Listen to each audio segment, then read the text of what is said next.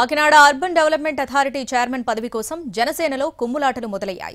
కీలక నేతలు ఎవరి స్థాయిలో వాళ్ళు ప్రయత్నాలు చేస్తున్నారు.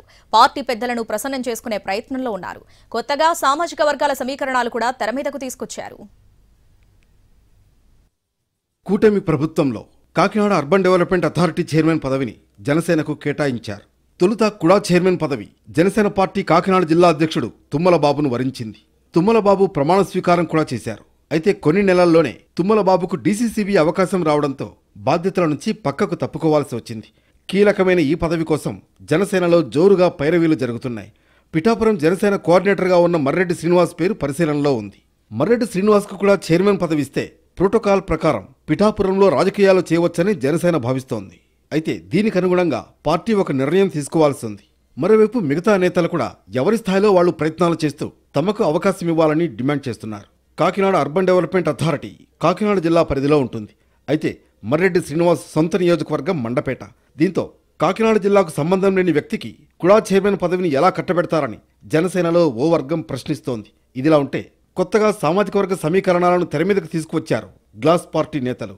ఉమ్మడి తూర్పుగోదావరి జిల్లాలో జనసేనకు 4 ఎమ్మెల్యేలు 1 ఎంపీ ఉన్నారు. ఇందులో 2 రిజర్వ్డ్ కేటగిరీల్లో ఎమ్మెల్యేలుంటే మిగతా 2 చోట్ల కాపులు ఎమ్మెల్యేలుగా ఉన్నారు. ఎంపీ కూడా అదే సామాజిక వర్గం. సివిల్ సప్లైస్ చైర్మన్ పదవి, డీసీసీబీ చైర్మన్ పదవి కూడా కాపు సామాజిక వర్గానికే కట్టబెట్టారు. ఎలానూ ఎస్సీ సామాజిక వర్గానికి చెందిన 2 ఎమ్మెల్యేలు ఉన్నారు కాబట్టి కూడా చైర్మన్ పదవి అయినా తమకు కేటాయించాలని బీసీ నేతలు జనసేన పార్టీ ముందు ప్రపోజల్స్ పెడుతున్నారు. జిల్లాలో బీసీ సామాజిక వర్గంలో శెట్టి బలిజ, మత్స్యకార సామాజిక వర్గాలు కీలకంగా ఉన్నాయి.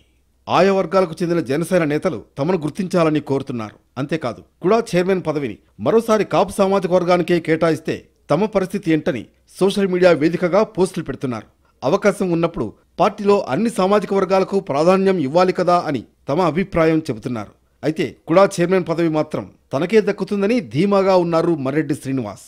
మొత్తానికి కుడా చైర్మన్ పదవి కోసం జనసేనలో కుమ్ములాటలు జరుగుతున్నాయి. నేతలు తమ స్థాయిలో లాబియింగ్ చేస్తున్నారు. క్యాస్ట్ ఈక్వేషన్స్ కూడా తెర మీదకు రావడంతో పార్టీ ఈ వ్యవహారాన్ని ఎలా సెటరేట్ చేస్తుందో చూడాలి.